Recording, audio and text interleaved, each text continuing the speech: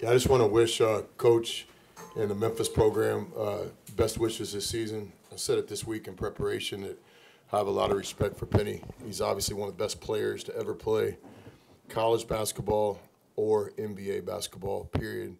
And I think he's really established himself as one of the best coaches in our game. He's got a program, he's got a culture, back-to-back NCAA tournaments. He's done it in the new modern age of college basketball with transfers. His guys get better, he develops them, so just a lot of respect for him. You know, in my opinion, leading into this game, they're a top 10 type team. They literally had one poor half of basketball out in, I think it was the Bahamas, that kept them from probably being 15th ranked team in the country coming here today. So our respect for them was off the charts, and it still is. And I wish Coach and all those players the best this season. It looked like an NCAA tournament kind of second round or a second weekend team to me. Really, really good basketball team. In terms of us, obviously a special day in Oxford. You know, we have no plan other than knowing that we got to have a home court advantage here to compete in the SEC and to build this program to the point where we would all like it.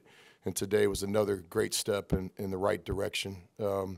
Super appreciative of all our students coming out on a Saturday, 1 o'clock game.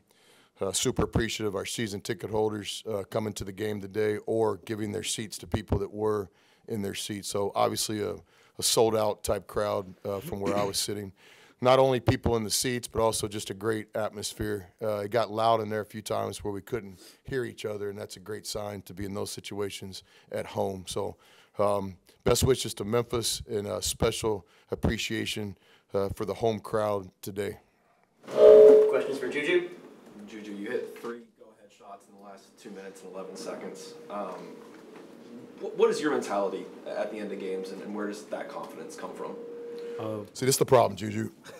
This is like rat poison. They're going to ask you about your points, right? But one of these guys is going to ask you about your 9 assists and 1 turnover, right? And that's the job here at Ole Miss, man. Yes, sir, Coach. Okay, sorry about that. Answer the question. Well, first, like I always say in every press conference, I just want to start off thanking my coaching staff of how much they believe in me. And going into this game, it was just a winning my matchup deal.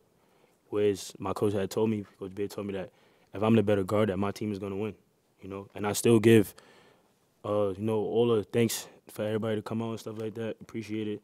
And still give their props to Memphis. They got a great team over there. You guys traded buckets for a while going down the stretch. And you guys got 2 big stops. Can you kind of walk me through those from your perspective? Well, that was really the only way we was going to win. We couldn't really keep going back and forth. At some point, we had to get over the hump and get a stop and then come down and score and then get another stop again. Something we work on a lot in practice. Hey, Coach Beard, when you were down 10 points early in the first half, it could easily got away from you. What do you say to your team to keep them calm and composed? Same thing we say every day. You know, process over outcome.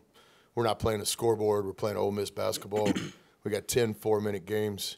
We got to hold our own in a few. We got to win more than they win. We can't get knocked out in any.